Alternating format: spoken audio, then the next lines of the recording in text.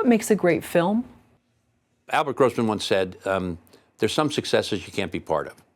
And what he means by that is that each one of us has a way of doing a certain kind of success, and we can't do every single success.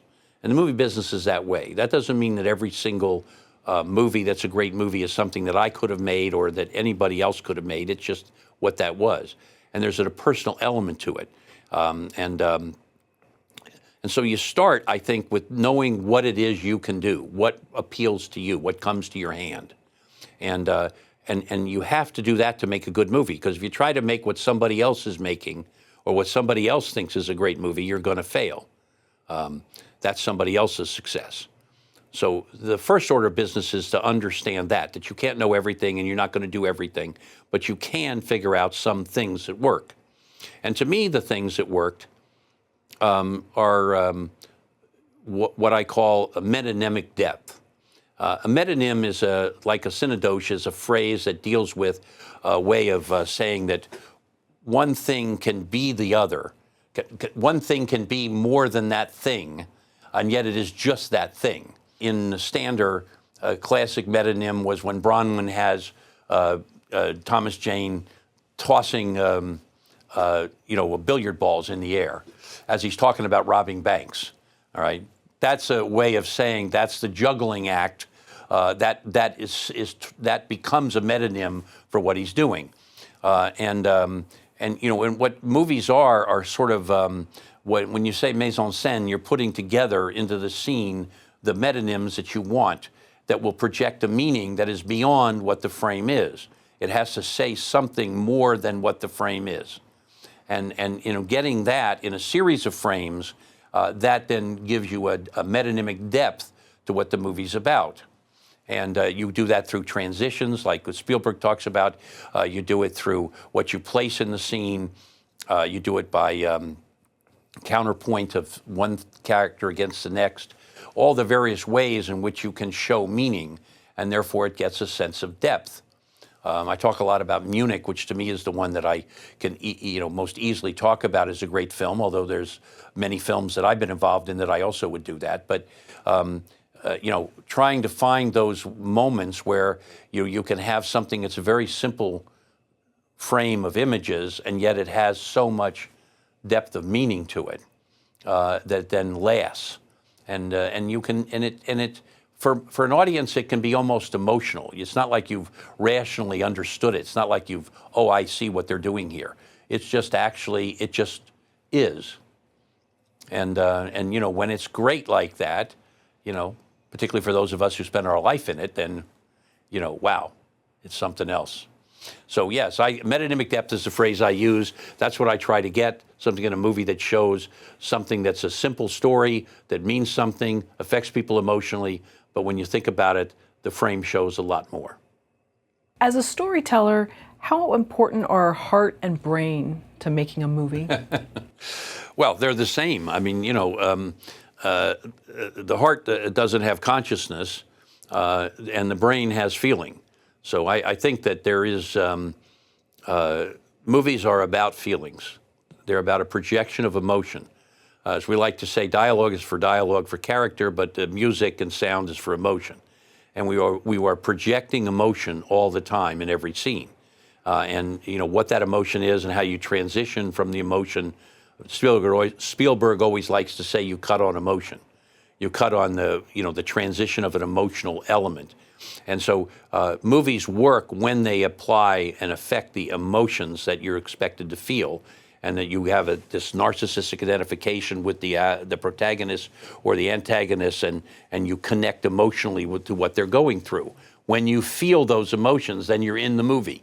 You're not sitting about thinking I'm in a movie theater. You're in the movie. You've had the suspension of disbelief, to use the old phrase. You're now there. And that's the magic of movies, when you can get that to happen. And that requires emotion. You only do that when you're emotionally involved with the scene. But naturally, it takes a lot of intelligence to get to that place. And so, in that sense, heart and mind always go together. You thought maybe you would go into politics or law, or you weren't sure maybe at first when you were at Yale. You had a difficult childhood, things that would break a lot of people, but you admired your own strength. and you wanted to be strong. There were times in the book where you said you felt maybe you weren't strong. But do you think that's why you were drawn to film? The emotion that you just talked about, that we feel it, we don't even realize what we're sort of experiencing, but we're seeing I look something? at it as entirely different. I look at it as if this was a karmic thing, that I was going to be dragged into this, and I didn't have any idea I was going to do it. It wasn't like I chose it. It was all more of a series of accidents that happened. Things that, and then, and not only that I got involved in particular things, but then really unique problems were dropped in my lap.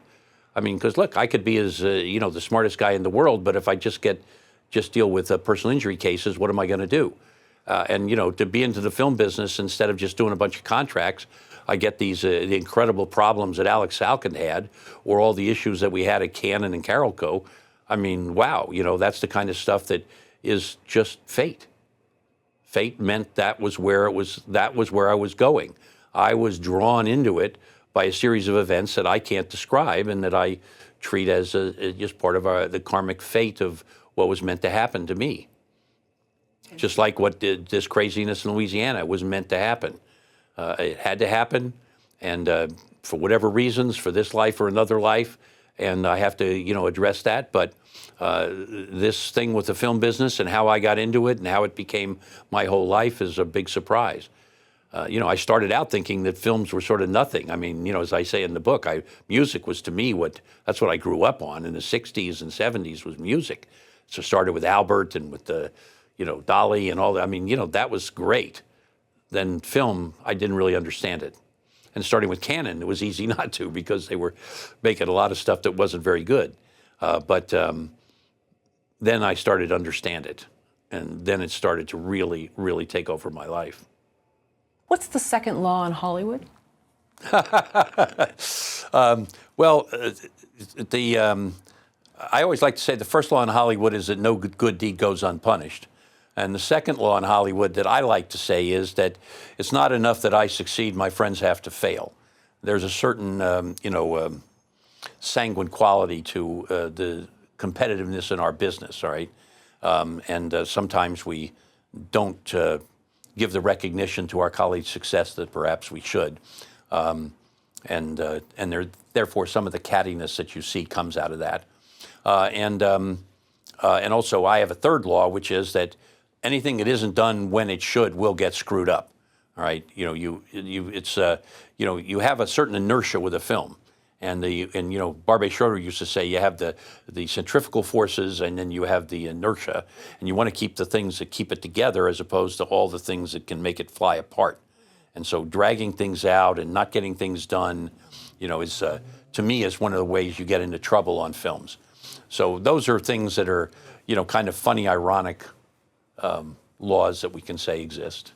And these are laws we just have to accept? There's no changing them? Yeah, I think you do have to accept them, but it doesn't mean that you don't try to manage them and keep them from happening. But it's as much for your own ironic self-distance so that you don't get too engaged in some of the stuff that happens, and you just deal with it as a problem.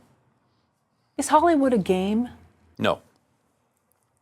The film business is a very serious business that it both makes entertainment, commerce, as John Dolgen used to call it, which is it keeps, makes a big change in people's lives, but it also involves the making of really important works of art.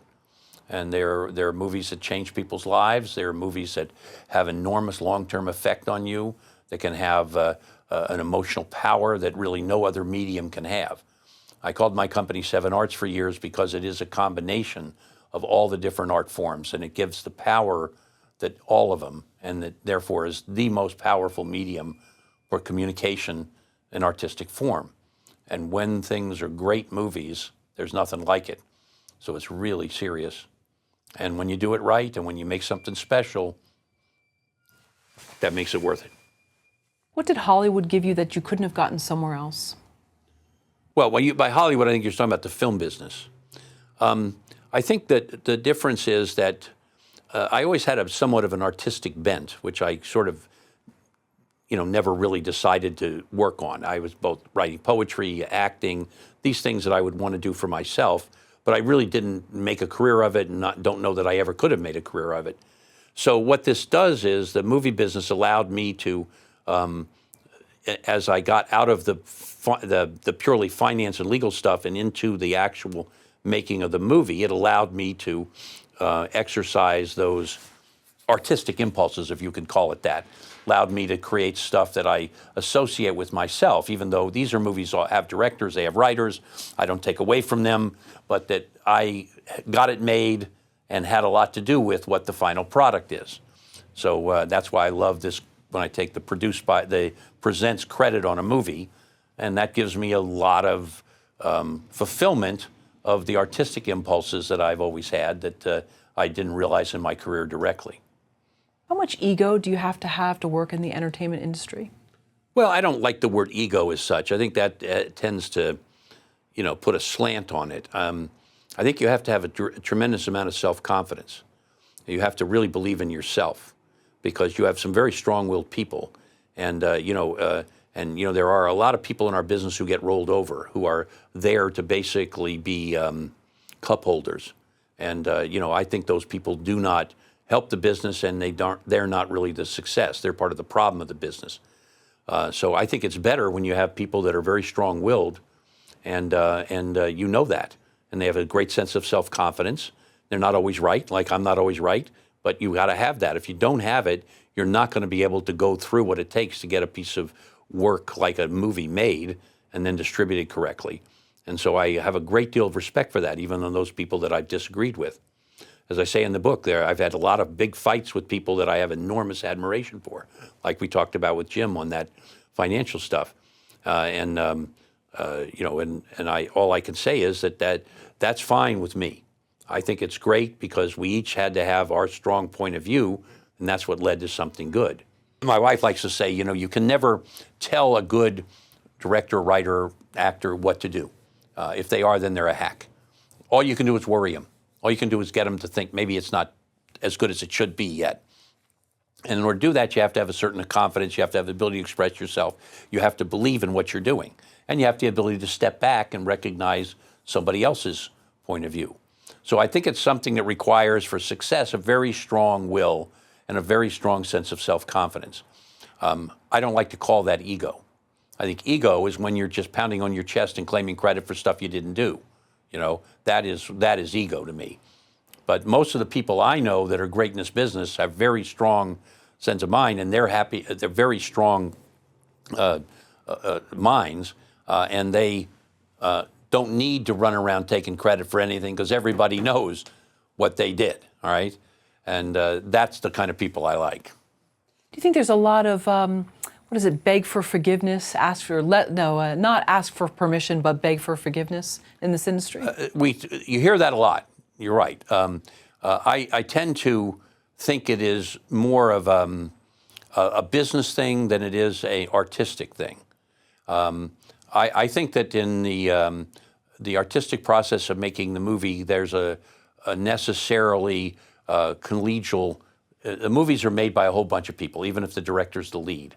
And that requires a lot of give and take. And I think that's all up front and all done. And even when it's something where you're fighting with the studio or fighting with the financiers, you still have to do that. Rarely can you see that you can hide things or, create it later. In business, sometimes you can, like, for example, when Johnny Mnemonic was ready to go and, Mark Canton wanted to delay it to Memorial Day because now Keanu was a big star, and I already had my Golden Day release in Japan. I'm going in Japan. And he got pissed off at me and angry and yelled at me, and Kenny Limburger calls me up, and why did you do that? And that was one of the examples of what you can say, beg for forgiveness. But because I couldn't take away that release date from the Japanese. And it was really Mark's decision to change it. But he had the right in the contract, as Ken pointed out to me. He had the right to do that. I said, yeah, but he could have, explained it to me. And I was too late, Ken. It was just too late. I couldn't do anything about it. I probably could have, but I told him it was too late. So we got through it. But, he should have put the picture out earlier because he wanted to go Memorial Day, and a picture was not a Memorial Day picture. It was too arty, too, offbeat, too independent, really. Even with Keanu being a big star, it wasn't a Memorial Day movie. And I think Mark made a mistake by putting it there, and I think it hurt the ultimate results on the movie. Would have been better if he released it in the spring, actually. But it happened that way. But I don't think that's a huge issue in our business. I think most of it is all really knocked out in the course of making the movie. Thank you for watching the video all the way to the end. Here is a complimentary question from our book Story Questions.